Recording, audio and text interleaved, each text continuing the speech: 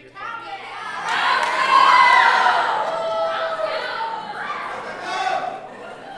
So far, McAllen's winning. That's what I heard.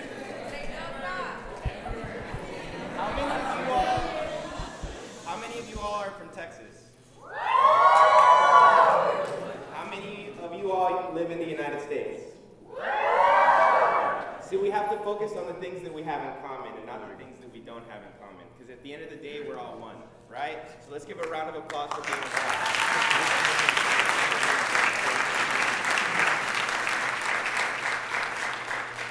So I feel really blessed to be here. This is the third South Texas Ideas Conference Festival, and this is my third year speaking. And this time they let me start it off, so I'm like, I guess you guys really wanted me out of here quick. But anyway, since I first started speaking at this conference 3 years ago, life has changed for me. I just got married. I got married April 4th in Positano, Italy. I married the love of my life. Her name's Tatiana. When I get home, she's going to have pancakes and chorizo con huevo. So I'm really excited.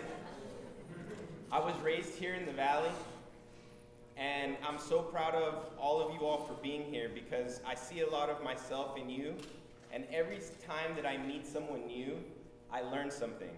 Before I always talk, I always sit in the back, and I'm always watching students, and I'm always watching people's mannerisms, how they joke with their friends. And it's funny, over the years, you're going to see how your maturity starts to change.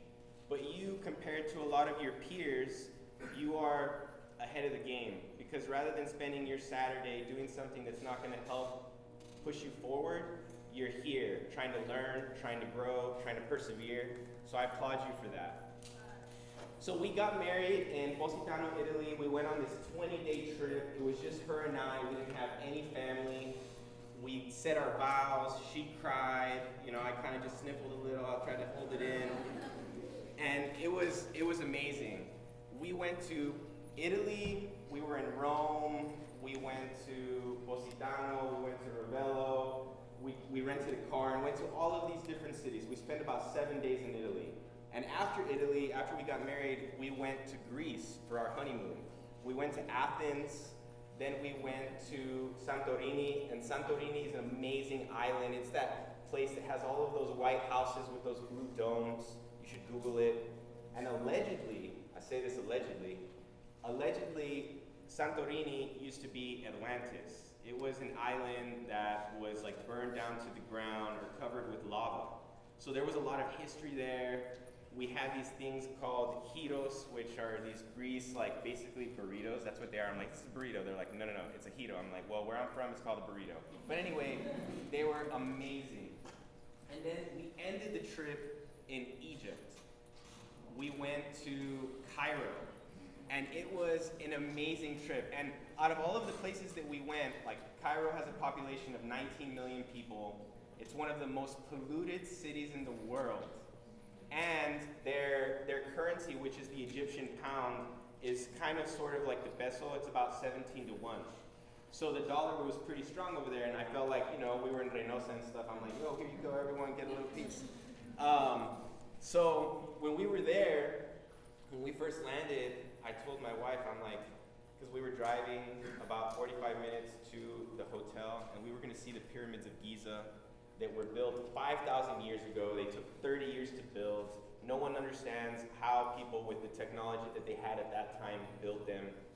And we're driving down these roads, and they're like 6-lane wide roads with no lanes. Everyone's just like, everyone's honking at each other. I see camels on the road. I see donkeys.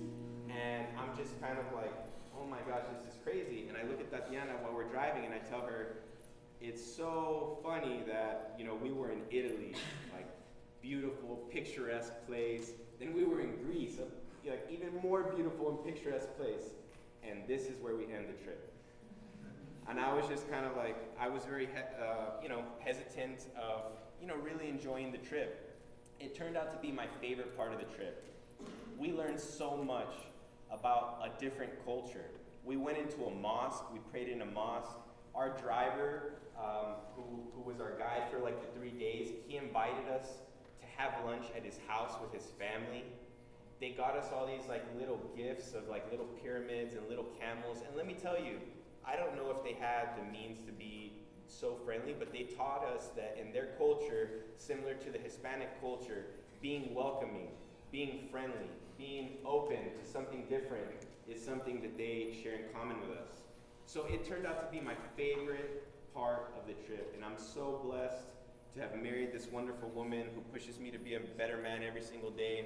And now my left hand is like heavier. I get like it's weird. I'm just like this is weird. I can't do push-ups the same. My ring is there. But it's an amazing new experience that I'm stepping into. And you all, after today, I hope that you start to see life a little different with all the experiences that you're going to have today. One thing that I recommend to you, you don't know everyone here. Before you leave, get to know everyone. Everyone has a name tag for a reason. Get to know people, make new friends, become friends on social media, try to help someone, be friendly, be open. So for work, my wife and I, we run a real estate brokerage company together. So we sell real estate, commercial and residential. So if you're looking to buy a house anytime soon, let me know. If you're looking to open a business, let me know. If your parents are looking to buy a commercial piece of land, let me know. That's the end of my infomercial there. So we love what we do, and we love helping people. Real estate is everything. We're in real estate right now. Real estate, by definition, is the land that we walk on.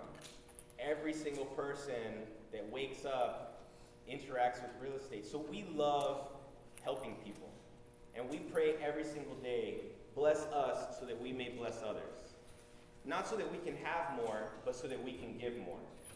And I'm here to tell you that you may not believe it, but the more that you give, the more that you will receive. Sometimes we don't have a lot to give, and it's the ones that don't have a lot to give that might give a little something that end up receiving so much. And as I tell you my story, you're going to realize that I'm a prime example of it. I'm really proud of the identity that I have. I've worked very, very hard to have the identity. I comb my hair every single day. I iron my shirts. I like trim my beard to be like, a certain length and everything. That's my identity physically, what I look like. And we all have an identity of what we look like. And you guys are in high school, and you're still growing, you're still gonna change. I remember being in high school and being really insecure of different things. I remember I had skin problems, and I was insecure of a lot of things, but I knew that it wasn't permanent. And I knew that those things would pass. I knew that if I didn't like what I looked like, I could change it. I knew that if I didn't like the physical shape that I was in, I could change it. I knew that mentally, from an educational standpoint, if there was things that I didn't know, I could learn. If there was a skill set that I wanted to pick up, I could learn, I could capture it, I could ask questions. I could use something, I don't know if you've ever heard of it, it's called Google. It's amazing. Like literally anything you want to know, you Google it and it'll spit out answers. But the identity that I have now is not the identity that I was born with. And the identity that you all have right now, it may not be the identity that you were born with. It might still be the identity that you were born with. We're all born with an identity, but we don't have to keep it. I was raised by my great-grandparents. My mother, when she was young, she was in a car accident. Her mother, my grandmother, and her 3 brothers, my 3 uncles, were hit by a drunk driver on Thanksgiving Day. And my grandmother and my 3 uncles died in that accident. And my mother was the only survivor. My mother went on to have my 4 sisters and me. But the thing is that after that accident, she was never the same. She went through a lot of brain damage, a lot of trauma because she lost her mother, her 3 brothers. And not long after that accident, her father passed away, my grandfather. He died of, a liver issue because he just started to drink, because he lost his entire family. And all because one person decided to make a decision to drink and drive. And I wasn't even alive when this accident happened, but to this day, that person's decision affects me. So every single decision that we make will affect the people alive, the people around you, and the people that have not even been born yet. So we need to make sure that every decision that we make it with a conscious mind and understand the repercussions. My great-grandparents, which were my mother's grandparents, who were born in 1912 and 1915, they raised my 4 sisters and me. My mother was never able to raise us because of her mental state. My father left when I was born. So I was really, really blessed to have my great-grandparents. They were super old school because they were born in 1912 and 1915. They lived through the Great Depression. They lived through World War I, World War II, the stock market crash. I mean, so many things that happened throughout the world in history. So I was constantly learning from them all the time. My grandmother was very big on being kind to people, on being understanding. She would always tell me, Mark, you have a unique background, so you can't take it for granted. You have been given a gift, an opportunity, with the story that you have to make this world a better place, to let other people know that even though their life isn't perfect, things will get better. We can learn, we can grow, we can change, we can control our identity. The identity that the world gives us is not the identity that we have to keep. So, when my great-grandparents, raised us, I learned a lot from my grandmother about kindness, and that was very important to me. She taught me the importance of education. But my grandfather, he taught me the importance of hard work. He would tell me every single day, "Mijo, si no trabajo, no como." If I don't work, I don't eat. And people see my name, the last name Hanna, and they're like, that guy's not Hispanic. He keeps talking about tacos and everything, but he's not Hispanic. I actually am Hispanic, and I speak Spanish fluently. So again, the identity that we're given is not the identity that we have to keep. And I'm very proud of my Hispanic, heritage. And at home, we speak Spanish all the time. With my clients, I love speaking Spanish. I'm not perfect, but I speak it fluently. So for those of you that may not know the Spanish language or any other languages, I encourage you to learn something new, to expand your horizon and be able to communicate in multiple languages. The next thing that we want to learn is Italian. Italian is very similar to Spanish. So when we were in Italy, when someone only spoke Italian, I would just speak Spanish and they would be like, más o menos, they get it. So it was really, really exciting to understand that we're so alike. So my grandfather, he taught me hard work. When I was 7 years old, I wanted a bicycle for Christmas. A bike, I was 7, right? What kid doesn't want a bicycle? And my grandfather was like, yeah. I woke up Christmas Day, went to the Christmas tree, and there was a lawnmower under the Christmas tree. Yeah, he said, "You want a bike? Get your behind to work." So I worked for 6 months, and I finally saved up enough to buy a bike. But guess what I bought? I bought another lawnmower, and I got my friends to start working. And before I knew it, I had 3 lawnmowers, and then instead of buying a bike, I bought a go-kart. Yeah, I was like, I work all day. Why am I going to pedal all day? I want a go-kart. I want to ride in style, right? So I learned a lot, and my grandfather taught me that work ethic. So my great-grandparents were a great foundation. They were an amazing foundation. I'm so grateful that I was able to experience that with them, and I would never change it. When I was 10 years old, I lost my grandmother. I was in 4th grade. When I was 12 years old, I lost my great-grandfather. My grandmother, when she passed away, she was 88 years old. My great-grandfather was 94. So I was so blessed to just have them as long as I did. After they passed away, I went through 2 homes where I went through hell. I was told I would never amount to anything. I was told, get used to sweeping. It's the only thing you'll ever be good at. My spirit was crushed daily.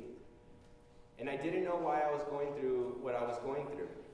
But what I did know is that my grandparents didn't sacrifice their life and the end of their years of life so that I could just cry pity. And I questioned a lot of things, like a lot of us do. I questioned life. I questioned if things will ever get better. There was a lot of things that I just didn't understand. But after 2 years, I was finally taken into a 3rd home where I was given the ability to go to school. I'm so grateful for that 3rd family. And I told myself, that I was going to create an identity that I could be proud of. I went on to high school, I was junior class president, I was student body president. My senior year in high school, I was chairman of the Mayor's Advisory Board for the City of McAllen at the age of 18. I went on to college. When I was 18 years old, I took a risk. And I knew that there was this businessman that was very, very successful. I didn't know him or anything, and I bought my first laptop. And the first email that I sent was an email to him. And I said, my name is Hanna, we have similar backgrounds. I admire everything you've done for the region. I hope to one day accomplish the same. I'd love to meet you one day. If you can make this possible, here's my information. If not, thank you for your time. 2 weeks later, I had my wisdom teeth taken out. I was all drugged up, and I get a call. And I answer it, and he's like, this is blank blank. And I'm like, oh my gosh. I said, can I shadow you for a day? He says, great, be at my office 7 a.m., don't be late. So I went to his office, I shadowed him for a day. This man was a migrant worker, came from nothing. He owned a bank, he started a hospital, he had a construction company. I mean, I looked up to him and I'm like, I want to be like that. But more than anything, he took the time to tell me that I could be the businessman that I was dreaming of. He took the time to walk me and to introduce me to so many people. And because of him, I started working at a bank. I was able to graduate from college in 4 years, concentrated finance, marketing. As you can tell, I like business. I worked in a bank for 7 years, became a VP, a vice president, before I decided that I wanted to go into business on my own, and I got into real estate. And I'm standing here now. I speak at schools. I mean, I've spoken almost at every school district in South Texas. And my dream when I was younger was to become a professional speaker until I realized I'm a better businessman, and I like giving my time to students. And we had a student last year that reached out to me, said he wanted to become a real estate agent. And I said, but do you really? He's like, yeah. And I said, well, do X, Y, and Z. And he came back to me 2 weeks later. I took the courses. I'm like, now you have to pass the test. He's like, okay, I'm going to pass the test. He passed the test. Long story short, now he's an agent in our company. So I feel so blessed to be able to give back the same way so many people gave to me. I love my life, and I am proud of the identity that I've built. But it's not the identity that I was born with. And you all, every single one of you, can decide, can define, can create, can mold your identity. You can decide what you want to be, how you want to do it.